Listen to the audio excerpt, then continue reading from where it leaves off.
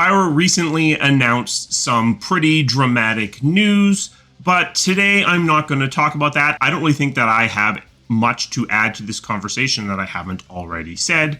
And something else that is important to me just recently happened. Anytime there is a big change at a company, there is a personal impact. People are affected. People's lives are disrupted.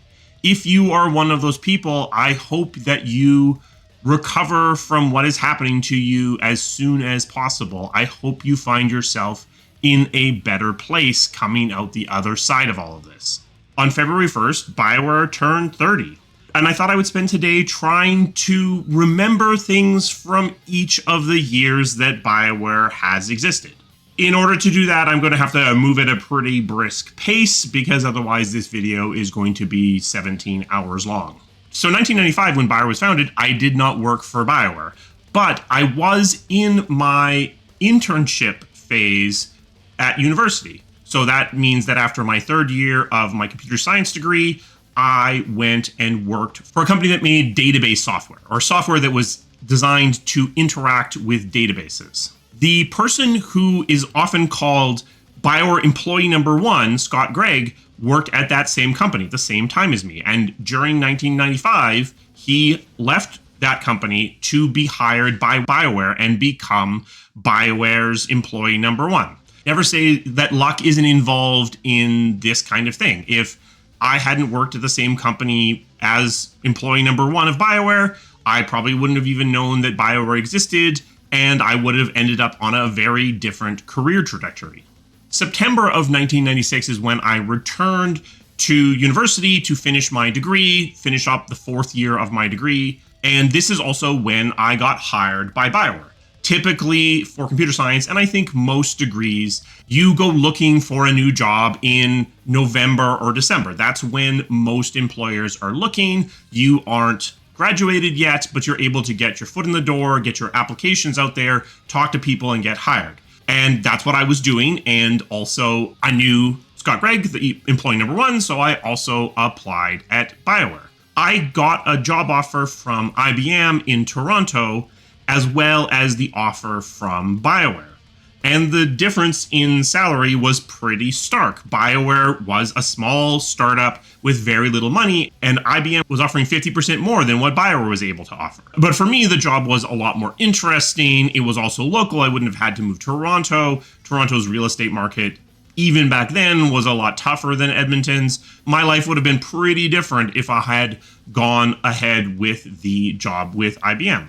I'm pretty sure 1996 is when I visited, I guess, what would be considered BioWare's second offices. BioWare's first offices were Gregg's basement, which I never visited. I did one time visit the offices above the high-level diner, which were very cramped, very strange, had apparently very odd power distribution issues, but I never worked in that office. After I was hired in 96, I was doing some odds and ends for BioWare. Really, I shouldn't have been. I was hired, but I hadn't started my job. I made an installer for Shattered Steel that never got used because I was familiar with Install Shield and used it at my previous job. And I wrote an interactive music editor for Baldur's Gate. It wasn't even Baldur's Gate yet, and that also never got used. I shouldn't have been doing this work because I wasn't an actual employee. I think that to some degree this was because no one involved, myself included, really knew any better. Honestly, looking back at it into the distant past, I'm not entirely sure that the person who hired me even really meant for me to be doing this work, or if they were just kind of talking and I interpreted that as a request to do work. I honestly don't have a clear enough memory to be sure either way. So 1997, May 1st, 1997 is when I actually started at BioWare. I've talked about this before. In my first couple of days, I was in a boardroom working on a boardroom table. And then once the furniture arrived, I built my own desk and then got to work. This is BioWare's location on White Avenue, where BioWare was for quite a long time. A lot of problems with that space, especially given the densities we reached in later days. It also just was a little scruffy. The space that I was in for quite a long time had obviously previously been a doctor or dentist office because there was a door out into the exterior of the office space. And also there was a glass reception booth in the room that just existed there from its previous tenants. BioWare in the early days very much lived to the mantra of working with what you had and doing the best job you could with what you had. 1998 is when Baldur's Gate 1 ships. Earlier in that year, I actually went to Phoenix, Arizona to visit a friend of mine who had moved away. And BioWare didn't really want me to go on this vacation because they thought they were imminently going to ship. I believe this was in August of that year, but Baldur's Gate 1 ends up shipping December 21st of 1998, not in August. So I go on vacation and essentially wait for the notice that they've shipped, but it never comes. The lesson there that I've taken away, and I usually try to instill this in people who have worked for me, is except under extraordinary circumstances, usually you can afford to take that time off. And usually, in retrospect, the company probably wants you to do it as well, because they would rather have you in the actual final push running at full speed as opposed to worn out and dragging your feet across the finish line. After Baldur's Gate 1 ships, Scott Gregg moves over to lead Neverwinter Nights, and I become the lead programmer on Tales of the Sword Coast. This begins my transition into management. When I was hired at BioWare, when I was looking for jobs to get, I was definitely not looking for management. If you had asked me in 1996 if I wanted a management position, I would have unequivocally said no, that I had no interest in leading other people. But over the years, I did more and more of this, and this is the start of that. Tales of the Sword Coast ships in May of that year, and then we move over and start working on Baldur's Gate 2. The other thing that happened in 1999 was a lot of worry over Y2K. If you are under 35 years old, you might not even know what Y2K is. In short, it was a concern over the fact that we were rolling over from 99 as the last two digits of our year into 00 as the last two digits of the year. Back in the 90s, a lot of computer software was highly restricted in the way that it stored data. And some computer programs stored the date as 2 ASCII digits. So the year 1998 was stored as 98. The year 1999 was stored as 99. And then the year 2000 would have been stored as 00. The worry being that you've suddenly rolled over and a bunch of math is going to get thrown off. A bunch of money got spent in the years leading up to 1999 and in 1999 itself in order to try to address this and to mitigate any potential problems. And to a large degree, it was highly successful. We didn't really see any big disruptions on January 1st of 2000 caused by any Y2K issues. But I think that we learned the wrong lesson from Y2K. Rather than learning that we can avoid a catastrophic problem by being careful and addressing it and spending the resources necessary to mitigate the issue, a lot of people learned that these kinds of things weren't that big a deal and that it wasn't going to be a big problem. BioWare actually ships 2 games in 2000. In March, it ships MDK2, which I didn't have anything to do with. And then in September, it ships Baldur's Gate 2, which I was the lead programmer on. This is where we start that transition that Wizards of the Coast is pushing for to move to 3rd edition. Baldur's Gate 1 and 2 don't end up ever being truly 3rd edition, but you start to see things start to come in, like the Sorcerer and the Monk. In addition to all of the 3rd edition classes going into Baldur's Gate 2, I also implemented the Wild Mage, which is one of my favorite classes from 2nd edition D&D, and, it's back in 5th edition D&D as well.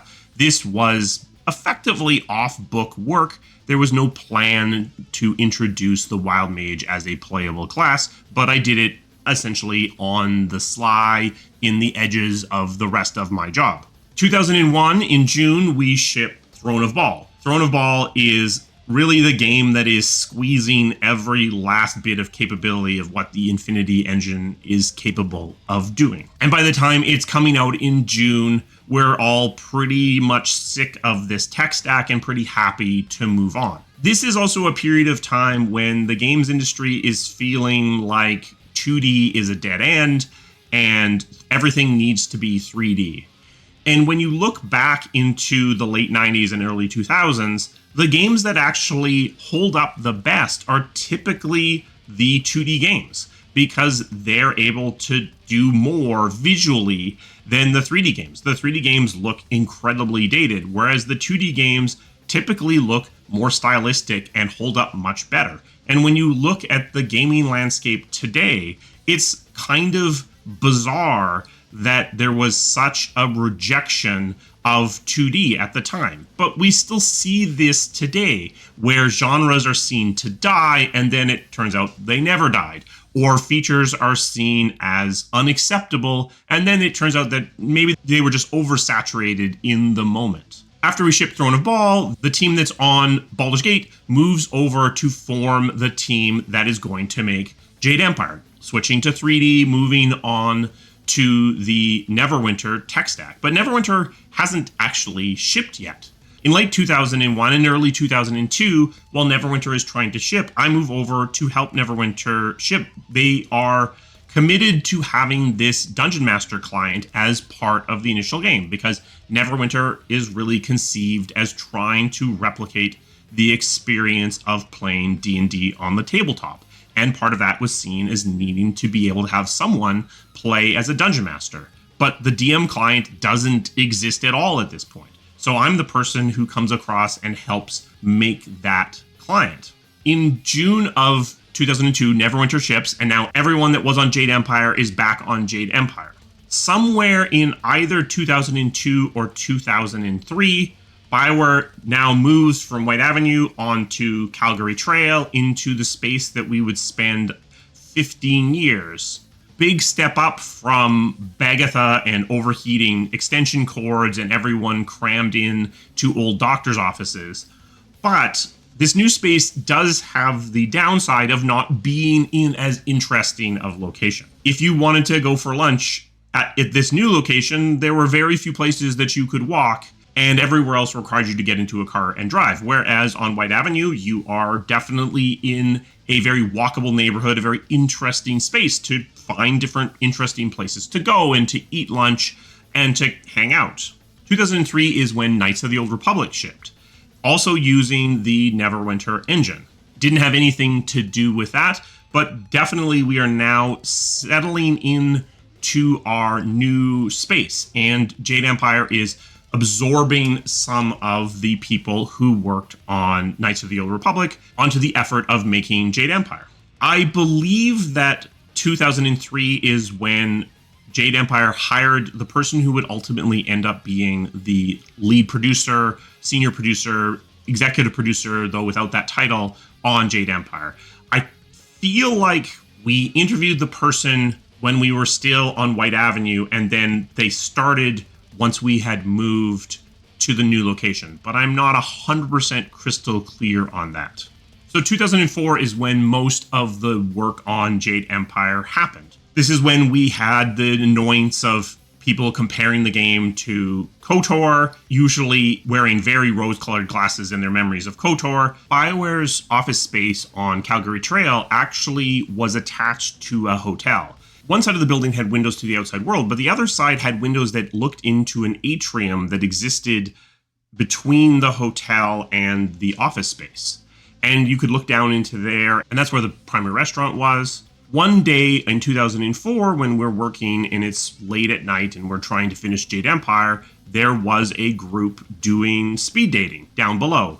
And I don't know if they knew that a bunch of game developers up 4 stories above them were looking down on them, moving awkwardly through this speed dating dance while they were trying to find someone to go out on a date with. But that's what happened. I remember, I'm guessing it was certification, but something happening where we were working crazy hours right before the Christmas party, because I remember Ray Musica being in the office wearing a tuxedo as we were desperately trying to fix whatever we were fixing and pushing for a direction that was unachievable in the moment at the very least. That was very interesting interaction. It sticks in my memory, I think, just because of the odd dichotomy of a bunch of video game developers dressing like video game developers usually dress, and then the most senior person that could be involved in this interaction literally interacting with them while wearing a tuxedo.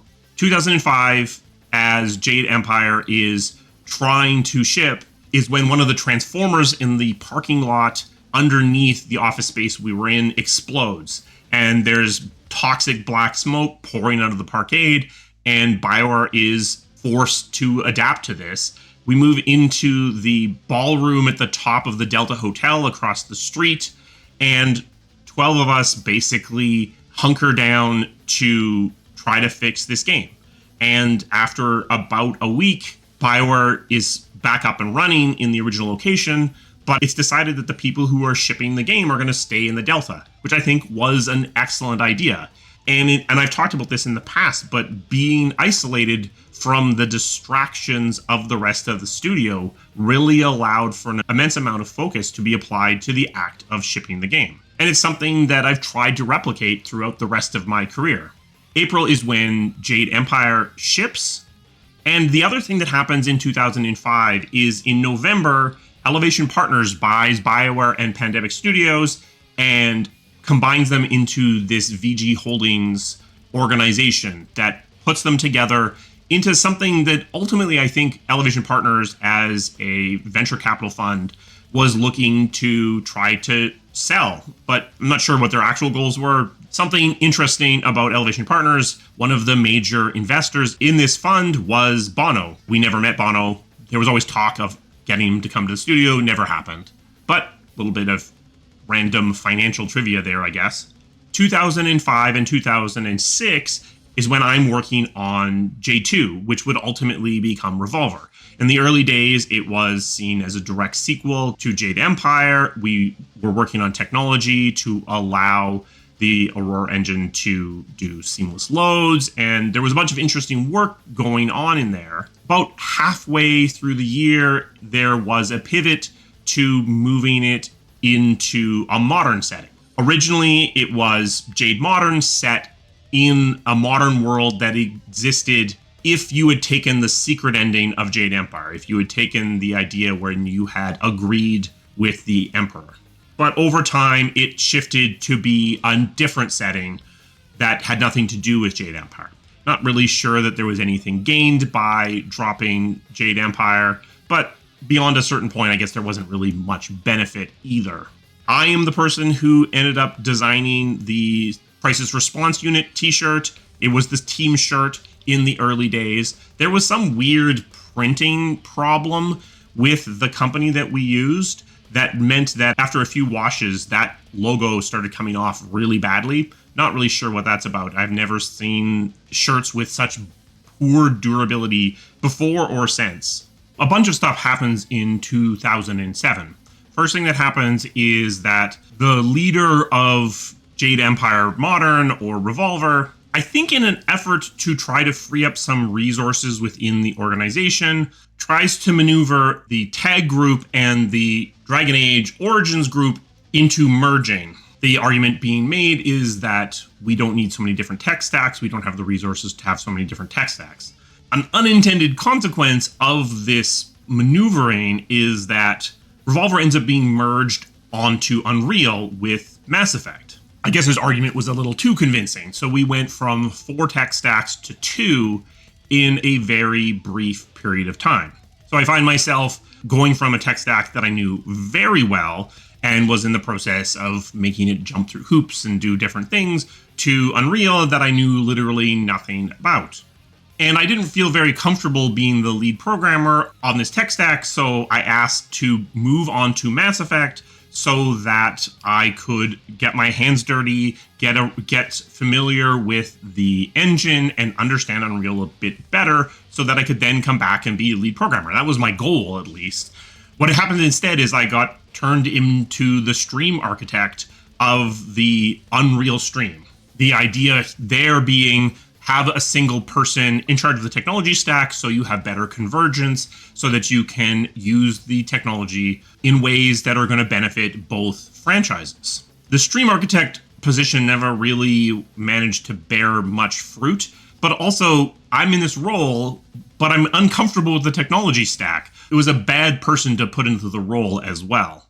As a result, in 2007, very unhappy, BioWare's was in the process of starting the handheld group, and I ask to move on to that. So I go, after a pretty brief hiatus, I go back to being lead programmer, but now on the handheld group, on what is going to become Sonic Chronicles, the Dark Brotherhood. And in 2007, we also get the leader of the handheld group moves on to become the executive producer of Dragon Age Origins. So I now end up in a production role in charge of this handheld franchise. November of 2007 is when Mass Effect ships. Technically, I guess I had something to do with Mass Effect in that I was the stream architect for a little while on the franchise, but the reality is I didn't really contribute anything meaningful to Mass Effect 1. If you look in the credits, you'll see I get a special thanks.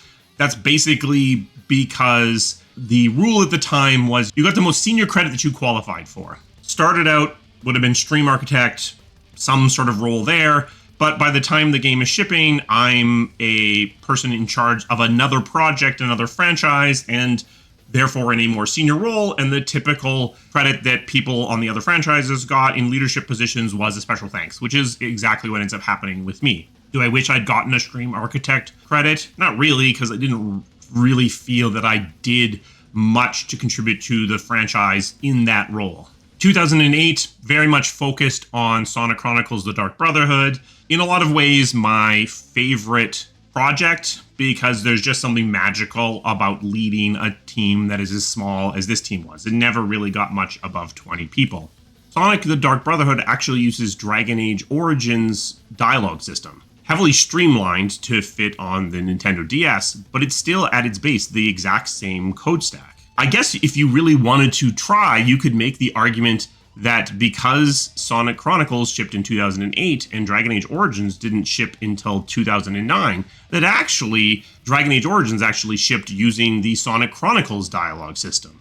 Sonic ships in September, and the team moved on to work on Mass Effect Corsair, which would have been a DS game set in the Mass Effect universe. In October of 2008, EA buys BioWare. Well, buys Elevation Partners and owns both BioWare and Pandemic. 2008 also sees the departure of the person who led Jade Empire and also Jade Empire Modern and Revolver. And I move from leading the handheld group in late 2008 to leading Revolver. In 2009, the handheld group pivots away from, because the financials don't really work, to exploring the mobile space in pretty early days of mobile development.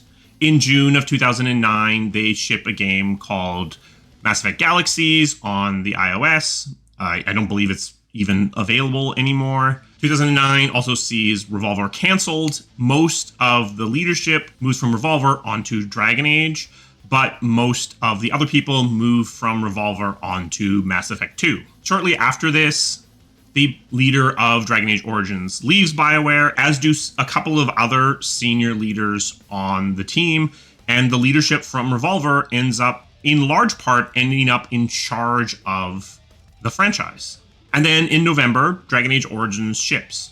At the end of 2009, I think it was the last day we were working before the Christmas break, that's the time when the leadership of the Dragon Age franchise had the meeting where we decided that we were going to make Dragon Age 2, that we were going to essentially jump on the grenade that was being placed in front of BioWare and try to fill the revenue gap that was left by Star Wars: The Old Republic moving.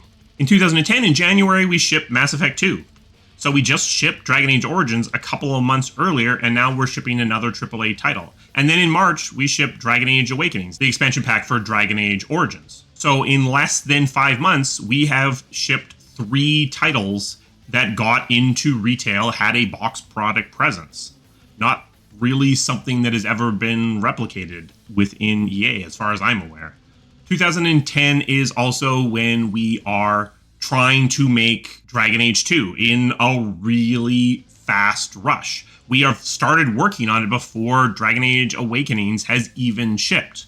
What's happened is that Star Wars: The Old Republic, the MMO, has slipped again, and And EA is basically telling BioWare to make up the revenue. So we are trying to create a product in a very restricted timeline in order to do what EA wants, which is to fill a revenue gap. March of 2011 is when Dragon Age 2 ships. You have to remember that EA's fiscal year end ends at the end of March. So when you see EA titles in February or March, it's typically because they were late. They wanted to be in October or November, but they slipped, but they couldn't slip past the fiscal boundary. In the case of Dragon Age 2, we were always aiming at March because it was just to get something in the fiscal year because of what was happening with Star Wars: The Old Republic. Also in March, tied to Dragon Age 2, was a Facebook game for Dragon Age called Dragon Age Legends.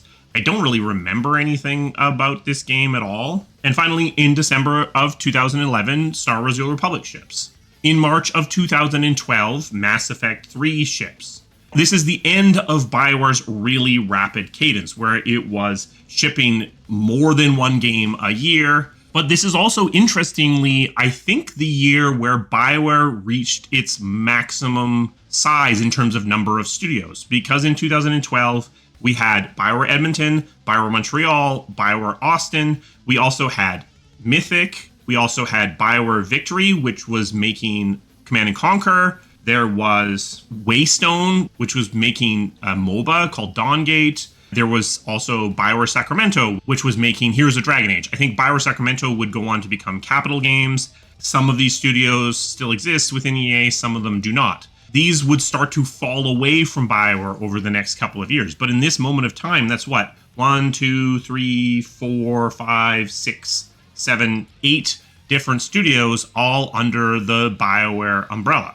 Weirdly, because it's actually fairly close to the present, at least compared to 1995, I don't really have any memories that I can scrounge up about 2013. Obviously, I was working on Dragon Age Inquisition.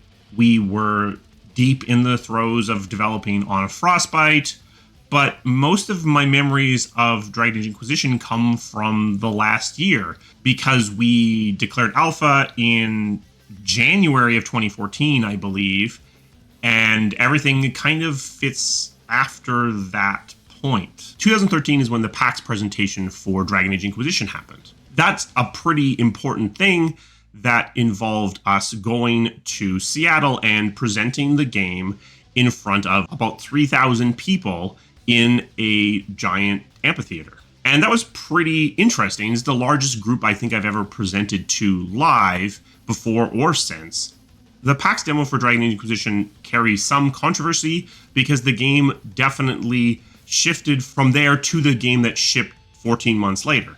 There are things that were presented there that imply a more army-controlling, grand military strategy kind of game that ultimately proved to not be the game that Dragon Age Inquisition was supposed to be. But at that point in time, those elements still existed in nascent form or were trying to exist at the very least. So they exist in that demo as well. In 2014, we went to E3. This is before EA abandoned E3 and built their own separate conference at exactly the same time in a different part of Los Angeles. I've talked about E3 2014 in the past. It is hard to go to these conferences and present your game over and over again, back to back for hours at a time for 3 or 4 days. On the last day, unfortunately, on the last presentation, my brain basically shut down and one of the technical support people effectively had to reboot me as if I was a piece of computer hardware. So just goes to show that your IT support can help you with lots of things beyond their normal job. November of 2014 is when Dragon Age Inquisition shipped. That was a pretty tiring project. After it shipped, some of the team went on to Anthem, some of the team went on to Mass Effect Andromeda, some of the team stayed on and made DLC for Dragon Age Inquisition. Pretty significant amount of DLC for Dragon Age Inquisition. 2015 was the time when most of that DLC was made. Leadership on the DLC was largely given to more junior leaders to help them grow and potentially move them into more senior positions. The senior leadership of Dragon Age Inquisition spent most of 2015 laying very early frameworks and concepts for what would become Dragon Age Joplin. The idea being to take a technology that we knew and to try to fix our processes and tool pipeline to allow development in this pipeline to go more smoothly. By the time we are getting into 2016, all the people who were on DLC have moved on to Andromeda or Anthem, and 2016 is the point when most of my time is spent fighting for resources to get them onto Joplin. Periodically, EA pushes for franchises to be bigger. They want billion-dollar franchises, or they only want to make the 6 best games or the 12 best games. And so in 2016, I built a plan to ship Dragon Ages. The idea was to make Joplin on a relatively regular timeline. At this point in time, I believe Anthem is still supposed to ship in 2018, so probably Joplin was supposed to ship in 2019. Maybe it was 2020, but the idea was ship Joplin, and then we would do 2 fast follow sequels, each taking 18 months, and then we would retool after that happened. Did it get Dragon Age to be a billion-dollar franchise? It required a little bit of creative accounting to make that work, but it got it closer than you would think. The idea was to have minimal DLC, maybe 1 significantly sized piece of DLC or even an expansion pack, and then quickly move on to the sequel. So the idea of increasing the revenue stream was simply to have games come out faster, which I think is not a terrible idea. But this is also the height of infatuation with the concept of live service games. In 2016, as Andromeda is trying to ship, they are looking for more resources, including leadership. And this is when I lead a bunch of the people that are still on Joplin onto Mass Effect Andromeda. The Dragon Age filing team in the credits is that group of people. And I'll say that if you see an acronym and it includes the Dragon Age team in any way, you can probably assume that that acronym was intentional. So Dragon Age filing team is DAFT. And yes, it was basically us sort of passively, aggressively rebelling against this resource draw. Mass Effect Andromeda ships in 2017. And what's supposed to happen is that most of the people who are working on Andromeda from Edmonton are going to move on to Anthem, and the people who were working on Andromeda in Montreal are supposed to form a large part of the team for Dragon Age. But that's not what happens. The team in Montreal ends up getting moved over to the actual leadership in Montreal. There's a point in 2017 when I try to force Joplin through one of the production gates to basically make the argument that it actually deserves to be much bigger. It doesn't work, and it probably wouldn't have worked anyway. 2017 also marks when Casey Hudson comes back to BioWare. It also marks when Joplin pivots to become Dragon Age Morrison. It also marks the moment when I move from leadership of the Dragon Age franchise to leadership of Anthem. Theoretically, Anthem and Dragon Age simultaneously, but I think even in the earliest moments, it was obvious that's not what was going to happen. 2017 is a very busy year. A lot of things happen. A lot of changes occur within BioWare. A lot of stuff shifts around. Weirdly, as I do this, I realize that big things happen to me in years that end in 7. Big changes happen to where I end up. Sometimes I end up in several roles in quick succession. I don't know if there's anything to that. I guess we'll see what happens in 2027. 2018, I'm basically 110% focused on shipping Anthem. The Dragon Age team is trying to do what it can with its very restricted resources, with its pivot to being a live service. This is also when it releases the Dreadwolf trailer at the VGAs. That trailer exists in large part to just anchor the title in the public consciousness, because there isn't really any massive development happening on the franchise at this time. In 2018, Anthem goes to PAX. This is right after there is an incident with one of EA's sports franchises.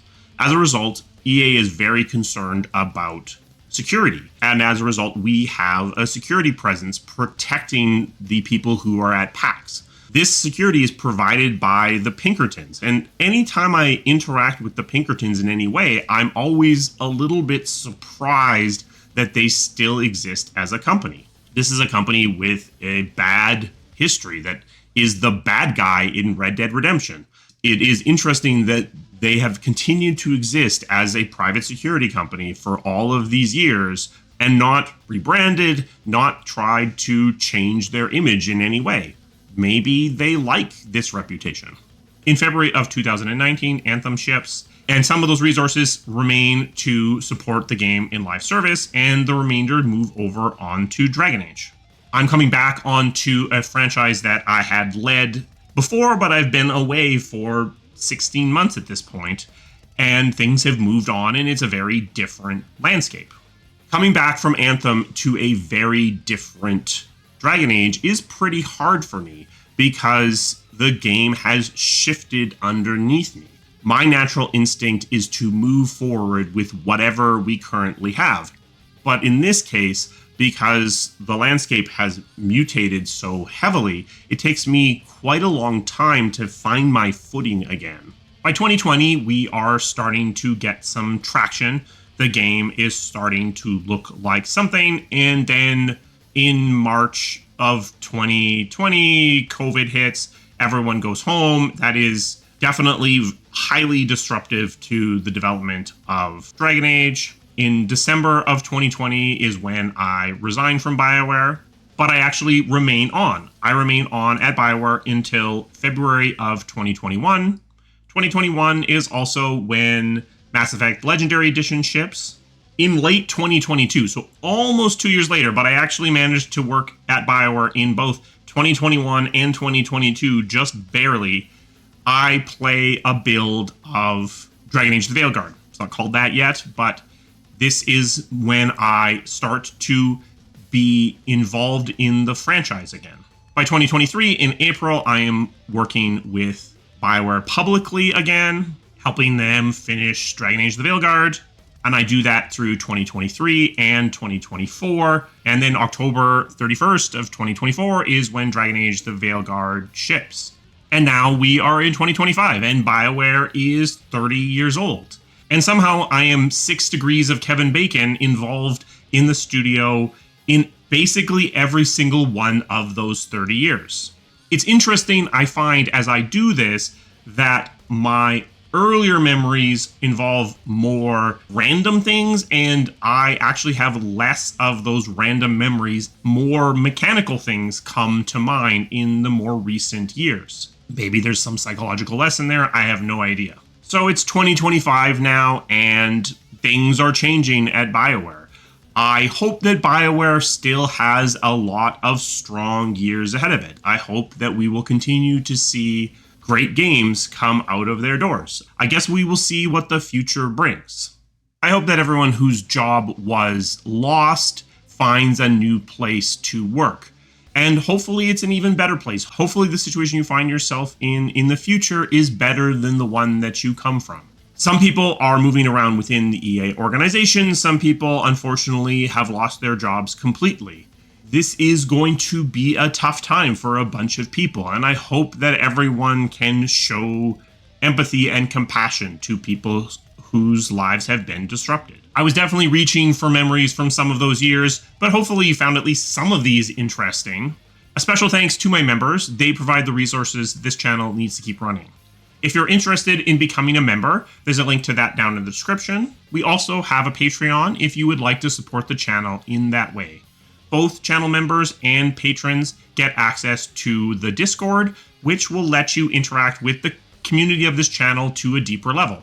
Do you have any memories of BioWare back through the ages? What are some things that jump to mind? What I see as I go through this is there are some years, like 2017, like 2007, when a whole bunch of things happened all at once. And there are some years when really what's going on is that BioWare is making games. Do you have specific memories of any of the years where I'm a little light on detail? Either because you worked at BioWare or because you were just playing BioWare's games. Let me know that down in the comments. I will see you again soon. Thank you.